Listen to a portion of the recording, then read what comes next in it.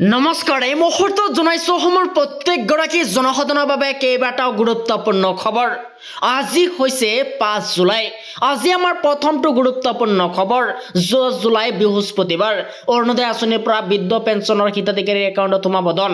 এই মুহূৰ্তত জনাইছো ৰাজ্যবাসীৰ বাবে এক ডাঙৰ খবৰ। অৰুণোদয় আঁচনিৰ হিতাধিকাৰীৰ পৰা বৃদ্ধ পেঞ্চনৰ হিতাধিকাৰীলৈ আহিছে ডাঙৰ খবৰ।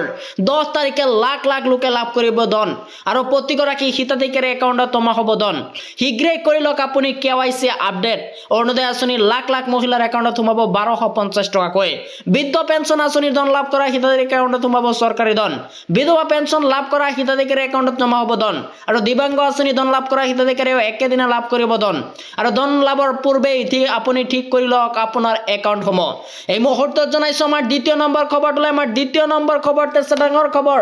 শাসনলৈ আহিলে কংগ্ৰেছে নিষিদ্ধ কৰিব RSSক।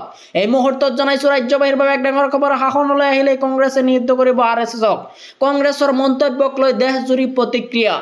RSSে দেশত হিংসা বিয়পাই আছে আৰু দেশত সাম্প্ৰদায়িক সংঘৰ্ষৰ সৃষ্টি কৰাত আছে RSS আৰু যিদিনাই কংগ্ৰেছ শাসনলৈ আহিব সিদিনাই সমগ্ৰ ভাৰততে নিষিদ্ধ কৰিব কংগ্ৰেছক RSSক। আৰু বিস্ফোৰক মন্তব্য কংগ্ৰেছৰ অধ্যক্ষ মল্লিকাৰ্জুন খাৰ্গেৰ পুত্ৰ প্ৰিয়ংকা খাৰ্গেৰ। এই মুহূৰ্তত জনাইছো আমাৰ তৃতীয় নম্বৰ খবৰটোলৈ।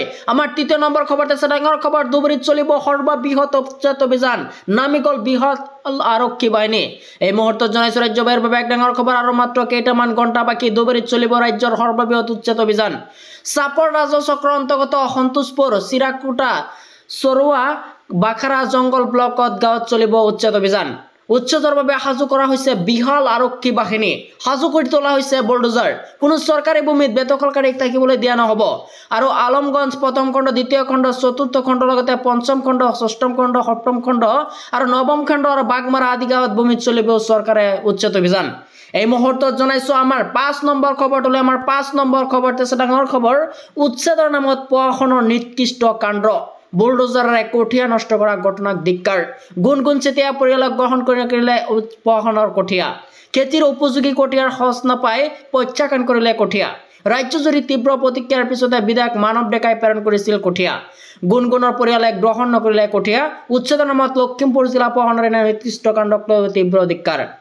মাত্ৰ এটা দিনৰ সময় বিচাৰি কঠীয়া উঠাই নিবলৈ হাতজোৰ কৰি আবেদন কৰিছিল প্ৰশাসনক, কিন্তু খিলঞ্জীয়া পৰিয়ালটোক এটা দিনৰে সময় নিদিলে জিলা প্ৰশাসনে। আৰু জিলা প্ৰশাসনৰ এনে কাণ্ডক লৈ ৰাজ্যজুৰি তীব্ৰ চৰ্চা। এই মুহূৰ্তত জনাইছো আমাৰ ৬ নম্বৰ খবৰটোলৈ। আমাৰ ৬ নম্বৰ খবৰটো আছে ডাঙৰ খবৰ। ৯ জুলাই দেশজুৰি চকা বন্ধ, ট্ৰেড ইউনিয়ন ধৰ্মঘট ঘোষণা।